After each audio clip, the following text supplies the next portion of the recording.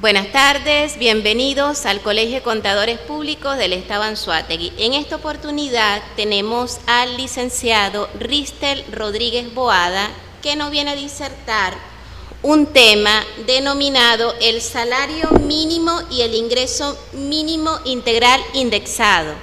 El licenciado Ristel es contador público, licenciado en administración, especialista en derecho tributario, certificado en BENNIC y experto contable judicial. Con ustedes, el licenciado Ristel.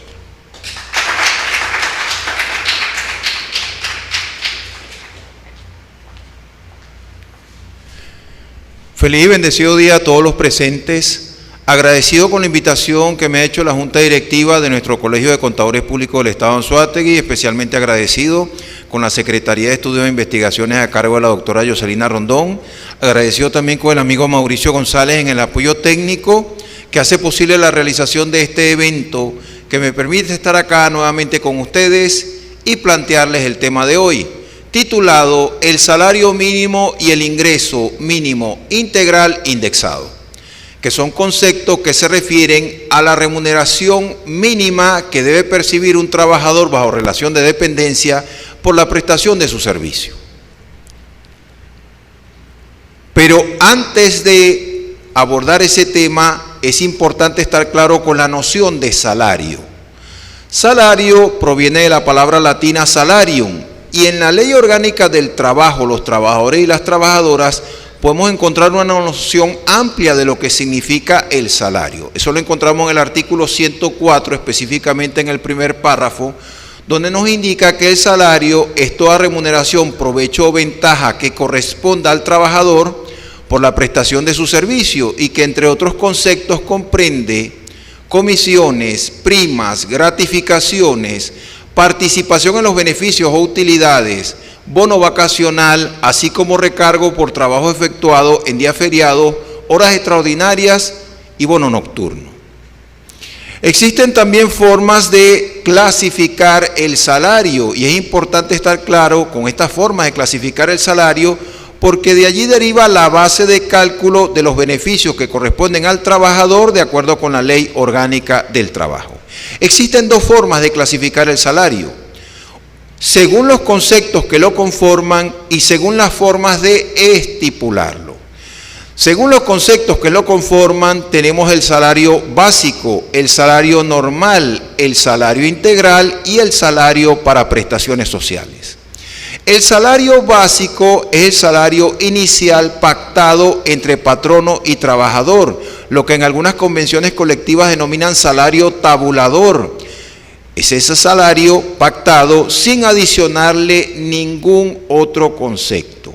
El salario normal está establecido, su definición está establecida en el segundo párrafo del artículo 104 de la ley y se refiere a todo aquello que perciba el trabajador de manera regular y permanente por la prestación de su servicio.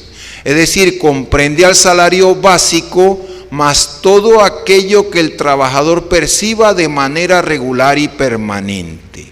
Tiene incidencia, por ejemplo, en el cálculo del bono vacacional, que se calcula a salario normal. Tiene incidencia en el cálculo de horas extraordinarias, días feriados trabajados. Luego tenemos el salario integral, aunque es importante aclarar que la ley no utiliza ese término de integral. Ese término integral lo aplica, lo utiliza la doctrina, la jurisprudencia, para diferenciar este salario de otros tipos de salario, como por ejemplo el salario normal. El salario integral abarca todo lo que perciba el trabajador que tenga carácter salarial, sin importar si lo percibe de manera regular y permanente o si lo percibe de manera accidental, ocasional. ¿Y cuáles conceptos se calculan a salario integral? Por ejemplo, la bonificación de fin de año para los trabajadores que laboran para patronos sin fines de lucro. Eso está claramente establecido en el Reglamento General de la Ley Orgánica del Trabajo, en su artículo 59. También la bonificación de fin de año para funcionarios públicos se calcula a salario integral, de acuerdo con lo establecido en la Ley del Estatuto de la Función Pública en su artículo 25. Y finalmente tenemos el salario para prestaciones sociales, el cual está establecido en el artículo 122 de la Ley Orgánica del Trabajo, los trabajadores y las trabajadoras, y que ciertamente es el salario integral, el último, pero con la particularidad que a ese último salario devengado hay que adicionarle una alícuota de lo que corresponda percibir por bono vacacional y una alícuota de lo que corresponda percibir por utilidades. Esto solamente aplica, de acuerdo con el artículo 122 de la Ley del Trabajo, solamente aplica para prestaciones sociales y para las indemnizaciones que se paguen al trabajador con motivo de culminación de la relación laboral. Claro, el último salario, si es un salario fijo, si es una modalidad de salario variable, será el promedio de los 6 meses inmediatamente anteriores a la fecha de culminación de la relación laboral, de manera que integre todos los conceptos que corresponden al trabajador, que forman parte del salario, más la alícuota de bono vacacional, más la alícuota de utilidades. La otra forma de clasificación es según las formas de estipularlo. Estas formas de estipular el salario están expresamente mencionadas en el artículo 112 de la Ley del Trabajo y están desarrolladas en los artículos 113 al 116. Allí se establece que el salario se puede estipular por unidad de tiempo, que es una modalidad de salario fija, pero también existen modalidades de salario variable, como por ejemplo el salario por unidad de obra por pieza o destajo, el salario por tarea y el salario por comisión.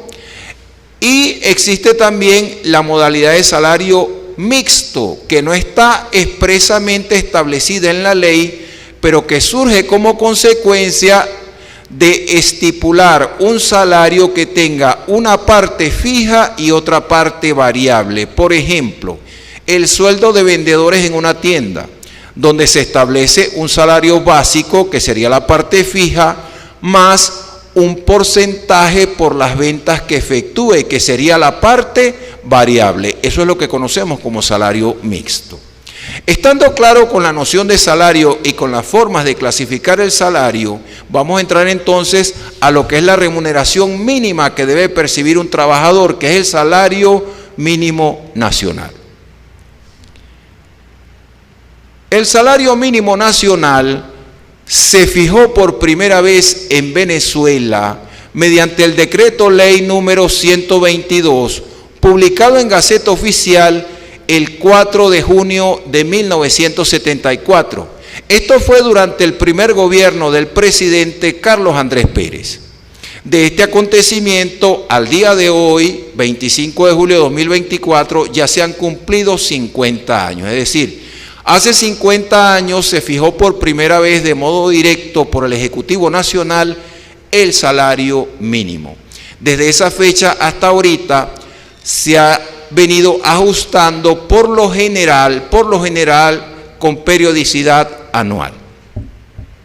Actualmente en la Constitución de la República Bolivariana de Venezuela, en su artículo 91, y ustedes pueden ver el artículo que está citado textualmente en la lámina, allí ustedes pueden ver que se establece que el Estado garantizará a los trabajadores, tanto del sector público como del sector privado, un salario mínimo vital que será ajustado cada año. El subrayado es nuestro. Y delega en la ley la forma y el procedimiento para fijar este salario mínimo. En la Ley Orgánica del Trabajo, los trabajadores y las trabajadoras, en su artículo 129, es donde establece la forma de fijar este salario mínimo nacional. Como ustedes pueden ver allí, indica también que será ajustado cada año, que deberá pagarse en moneda de curso legal, que no podrá establecerse discriminación alguna en su monto o disfrute, incluyendo aquellas fundadas en razones geográficas, ramas de actividad económica o categoría de trabajadores. Y muy importante, en cuanto a la forma de fijar el salario, establece ese artículo 129, el artículo 129 de la ley establece, previo estudio y mediante decreto, el Ejecutivo Nacional fijará cada año el salario mínimo. Es decir, el Ejecutivo Nacional tiene que fijar con una periodicidad anual ese salario mínimo y tiene que formalizarlo mediante un decreto, que es el acto administrativo de mayor jerarquía del Ejecutivo Nacional, del Presidente de la República, de acuerdo con lo establecido en el artículo 15 de la Ley Orgánica de Procedimientos Administrativos. Ya vimos que el primer salario mínimo nacional, que se fijó por decreto directamente por el Ejecutivo Nacional, se publicó en Gaceta Oficial el 4 de junio de 1974. Y el último, el que está vigente para esta fecha, 25 de julio de 2024, el último publicado, fijado, es el que corresponde actualmente a 130 bolívares, que fue publicado en Gaceta Oficial el 15 de marzo de 2022. Como ustedes pueden apreciar, a la presente fecha, el salario mínimo vigente tiene una antigüedad superior actualmente a 2 años.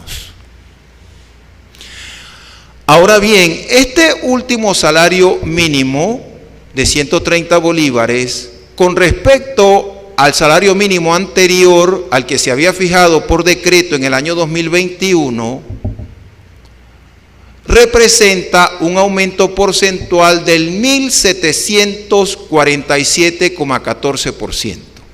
Claro, el salario mínimo que se había fijado para el 1 de mayo de 2021 en realidad era de 7 millones, pero acuérdense que a partir del 1 de octubre de 2021 ocurrió en Venezuela un tercer proceso de reconversión monetaria, lo cual obligó a que esas cifras se tenían que reconvertir. Entonces lo que era anteriormente 7 millones de bolívares soberanos pasa a ser ahora 7 bolívares de la nueva expresión monetaria.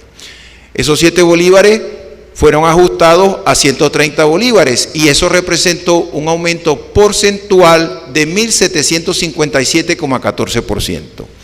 Esto significó un aumento significativo en los pasivos laborales de las instituciones del Estado y de las empresas con capital accionario del Estado, sobre todo de aquellas cuya convención colectiva de trabajo vincula los aumentos salariales al porcentaje de aumento del salario mínimo. Veamos un ejemplo ilustrativo. Precisamente con la industria petrolera, la industria que le genera mayor fuente de ingreso a Venezuela. En la convención colectiva de trabajo de PDVSA Petróleo y PDVSA Gas, la cual fue firmada en acto público el 19 de febrero de 2021 y que permanece todavía vigente hasta que se firme una nueva convención colectiva, como ustedes pueden apreciar en la lámina, en la cláusula 36, que se refiere al aumento general del salario petrolero, ahí establece textualmente, y citamos: las partes se comprometen a que cuando el Ejecutivo Nacional haga un ajuste al salario mínimo nacional, se realizará una reunión a los fines de revisar, acordar e implementar de manera inmediata el ajuste del salario petrolero, que en ningún caso podrá ser menor al porcentaje de aumento decretado por el Ejecutivo Nacional. ¿Qué quiere decir esto? De acuerdo con esa cláusula 36 de la Convención Colectiva de Trabajo de PDVSA Petróleo y PDVSA Gas, todo el tabulador salarial petrolero, todos los salarios básicos que aparecían allí, el 15 de marzo del año 2022 tenían que haberse ajustado como mínimo en un 1.757,14%, con todo lo que eso implicaba en la acumulación de pasivos laborales a partir de esa fecha. Esta es quizás una de las razones por las cuales el Estado, el Ejecutivo Nacional, ha sido muy cuidadoso a partir de ese momento en ajustar el salario mínimo, porque cualquier ajuste en el salario mínimo porcentualmente va a tener una incidencia, sobre todo en aquellas empresas del Estado, en aquellos organismos cuya convención colectiva vincula los ajustes salariales de su personal con respecto al porcentaje de aumento del salario mínimo. Esto ha traído como consecuencia que para el 1 de mayo de 2023, cuando todos esperábamos un nuevo decreto de aumento del salario mínimo, lo cual hubiera significado también un ajuste en el tabulador de los salarios petroleros y de todos los salarios que estén vinculados, su aumento esté vinculado por convención colectiva de una u otra forma al porcentaje de aumento del salario mínimo. El 1 de mayo de 2023, a través del decreto 4.805, lo que se decretó fue un aumento del ingreso mínimo mensual. Y en ese aumento del ingreso mínimo mensual, en su primer artículo, lo que se hizo fue un ajuste en el monto del beneficio contemplado en la ley del cestatique socialista, que como todos sabemos es un beneficio que no tiene carácter salarial.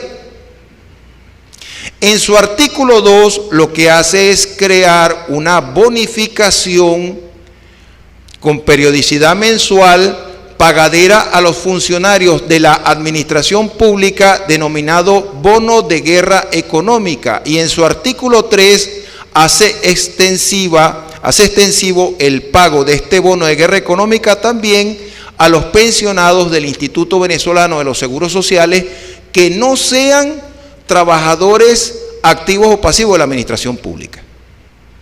E inclusive en este decreto se define que es ingreso mínimo mensual, específicamente en su artículo 6, y ustedes lo pueden ver en la diapositiva.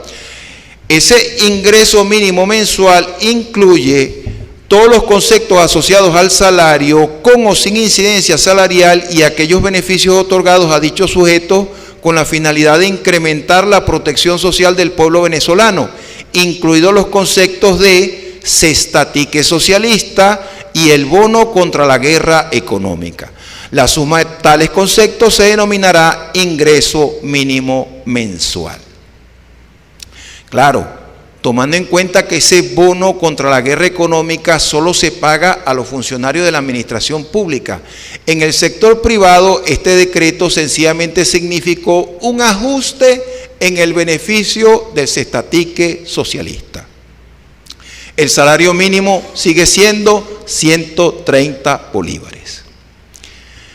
Este decreto lo que significa es una desalarización del ingreso mínimo del trabajador. Desalarización, ¿por qué? Esto era lo que ocurría antes de la reforma de la Ley Orgánica del Trabajo de 1997, que existía una desalarización del ingreso del trabajador. Existía antes de la reforma del 97 un bono compensatorio y un subsidio de transporte y comida, mediante el cual se ajustaba al incrementar esos bonos, ese bono compensatorio y ese subsidio de transporte y comida, se ajustaba el ingreso del trabajador, pero no se ajustaba a su salario. ¿Por qué? Porque eso no tenía carácter salarial. A no tener carácter salarial, no tenía incidencia en el cálculo del bono vacacional, ni de horas de sobretiempo, ni de bono nocturno, ni de día de descanso trabajado, y mucho menos tenía incidencia en el cálculo de las prestaciones sociales.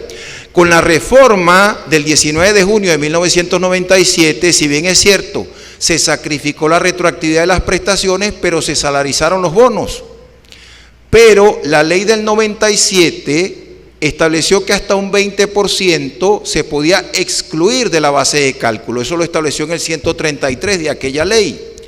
Y en el reglamento, ese 20% que se excluía de la base de cálculo del salario fue denominado salario de eficacia atípica.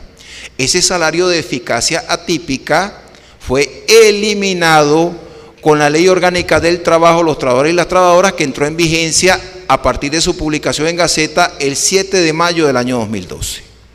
Muy importante, esto que hizo el Estado el Ejecutivo Nacional, a través de este decreto 4.805 de crear un bono de guerra económica sin incidencia salarial que se paga habitualmente a los empleados públicos, ¿puede el patrono de una empresa privada hacer lo mismo con sus trabajadores? Es decir, establecer una bonificación sin incidencia salarial que se pague habitualmente al trabajador, no puede. La ley del trabajo, la ley orgánica del trabajo, los trabajadores y las trabajadoras no lo permite.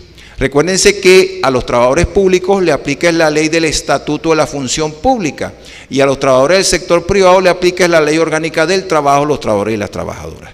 Es decir, que este decreto donde se aumenta el ingreso mínimo mensual, ese bono de guerra económica tiene incidencia es en los empleados de la administración pública, pero ese bono no tiene carácter salarial. Es decir, a la hora de, por ejemplo, jubilar a un trabajador de la administración pública, ese bono de guerra económica, lo que le han pagado de bono de guerra económica no tiene incidencia en el pago de sus prestaciones sociales ni ningún otro beneficio.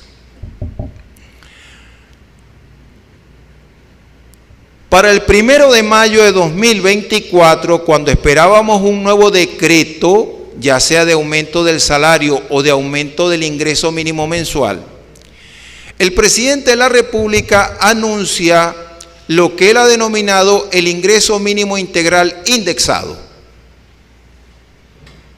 y lo fija en un equivalente a $130 estadounidenses, ajustando el cestatique socialista a $40 y el bono de guerra económica a un equivalente a $90 para hacer un total de $130.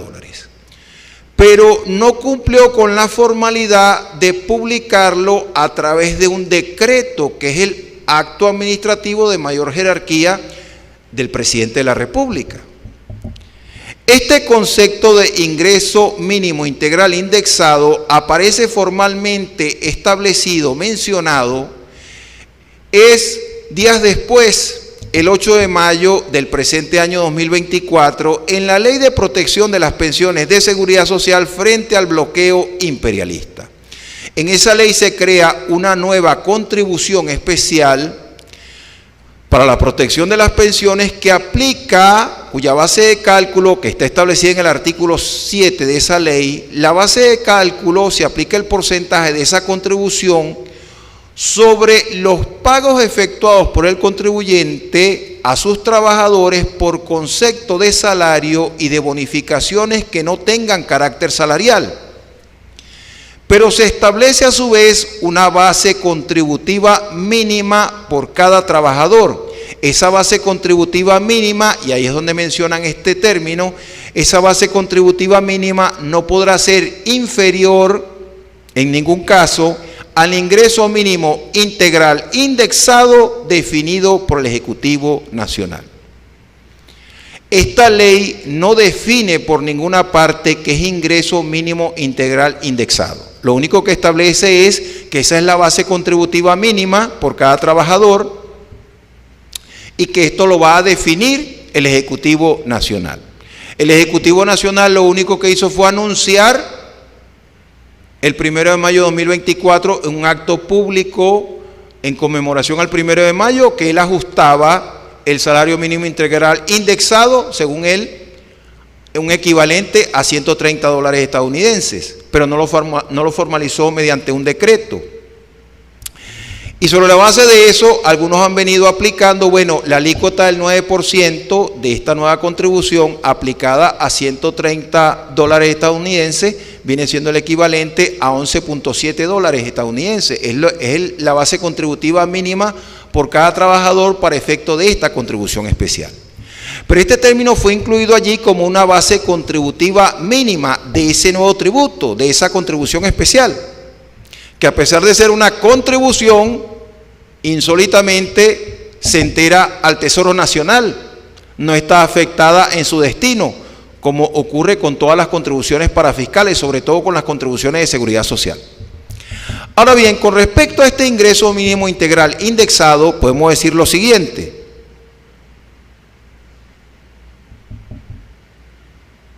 De acuerdo con la Ley Orgánica de Procedimientos Administrativos en su artículo 12, y ustedes pueden ver que el artículo está citado textualmente en la lámina, aun cuando una disposición legal o reglamentaria deje alguna medida o providencia a juicio de la autoridad competente, dicha medida o providencia deberá cumplir los trámites, requisitos y formalidades necesarios para su validez y eficacia. Es decir, ese ingreso mínimo integral indexado, como lo definió el presidente de la República, tenía que haber sido publicado en un decreto para que tuviera validez. Eso no se ha hecho hasta ahora. ¿Qué ocurre si esa providencia, esa medida no ha sido tomada? De acuerdo con el artículo 19, numeral 4 de esa misma Ley Orgánica de Procedimientos Administrativos, los actos de la administración serán absolutamente nulos en los siguientes casos. Numeral 4, cuando hubieran sido dictados por autoridades manifiestamente incompetentes o con prescindencia total y absoluta del procedimiento legalmente establecido. El acto administrativo de mayor jerarquía del presidente de la República, artículo 15 de la Ley Orgánica de Procedimientos Administrativos, es el decreto. Esto no ha sido formalizado mediante un decreto. Adicionalmente, se utiliza erróneamente el término indexado. Y alguien me preguntaba, ¿legalmente está establecida la indexación en el ámbito laboral? Porque la hemos escuchado más en el ámbito tributario o en el ámbito financiero. Sí está establecida en el ámbito laboral, pero específicamente en el ámbito procesal laboral. Está contemplada en el artículo 185 de la Ley Orgánica Procesal del Trabajo y está contemplada en aquellos casos donde, mediante una sentencia definitivamente firme, se condena a un patrono a pagar una indemnización laboral a un trabajador, pero para poder hacer efectivo el pago, los montos condenados al pago deben ser ajustados por inflación, deben ser indexados, corregidos monetariamente, aplicando los índices nacionales de precios al consumidor, publicados por el Banco Central de Venezuela, de acuerdo con lo establecido en esa Ley Orgánica Procesal del Trabajo y con el criterio reiterado de la Sala de Casación Social del Tribunal Supremo de Justicia, sentencia número 1841 del 11 de noviembre de 2008, caso José Zurita versus Maldifasi. Como ustedes pueden apreciar, este término de ingreso mínimo integral indexado lo que hace es contribuir a la desalarización del ingreso del trabajador. Es decir, que cualquier incremento que se haga no tenga incidencia en el cálculo de los beneficios que corresponden al trabajador por bono vacacional, horas extraordinarias, trabajo nocturno y mucho menos para prestaciones sociales. En el caso de esta ley se establece no como una medida de ingreso mínimo del trabajador, sino como una base contributiva mínima de un tributo. Y desafortunadamente el salario mínimo nacional ha tenido un periodo mayor a 2 años que no veo un ajuste, y cualquier ajuste que se haga en el salario mínimo, por muy ínfimo que sea, va a tener una incidencia directa en la escala salarial de aquellas entidades del Estado cuyo aumento de los tabuladores salariales está vinculado al porcentaje de aumento del salario mínimo nacional, porque así lo establecen las cláusulas de la convención colectiva, como ocurre con el caso de la convención colectiva petrolera en la cláusula 36. Bien, en resumen, esa ha sido toda mi exposición. Como podemos ver, actualmente existe una precarización del salario del trabajador. Se está procurando hacer un aumento del ingreso del trabajador, pero que no tenga incidencia salarial, que no tenga incidencia en los pasivos laborales. De todas maneras, para aquellos que deseen profundizar sobre este tema, hemos preparado unas guías prácticas que tienen que ver con el cálculo de los beneficios laborales del trabajador, otra que tiene que ver con las apreciaciones con respecto a la Ley de Protección a las Pensiones de Seguridad Social, y aquellos que también deseen adquirir conocimiento en el ámbito de la Convención Colectiva de Trabajo de PDVSA Petróleo y PDVSA Gas, también hemos preparado una guía con casos prácticos. El que desea adquirir este material puede escribir al correo que aparece en pantalla, rister2013@gmail.com, y sin ningún compromiso para usted le podemos proporcionar información referente al contenido de estas guías, su valor y formas de pago. En el caso de que desee un asesoramiento de parte de este servidor, allí puede ver mi número telefónico, ese también es mi número de WhatsApp. Puede escribir también al correo al cual ya hemos hecho referencia, plantear las circunstancias particulares del caso y gustosamente le podemos enviar una oferta de servicio acorde al asesoramiento requerido. De mi parte ha sido un placer estar acá con ustedes. Como bien lo indicó la profesora al inicio de la presentación, si existe alguna duda, alguna inquietud con respecto al tema planteado, queda abierto el derecho de palabra para que planteen sus dudas, sus inquietudes.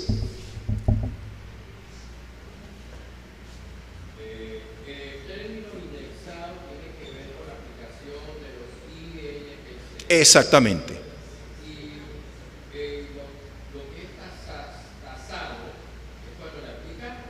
Exactamente. Ya lo dijimos, está mal utilizado el término indexado. Indexado es ajustar por inflación. Lo que hizo el presidente fue establecer un equivalente en una moneda extranjera. En este caso, un equivalente a $130 estadounidenses. Pero eso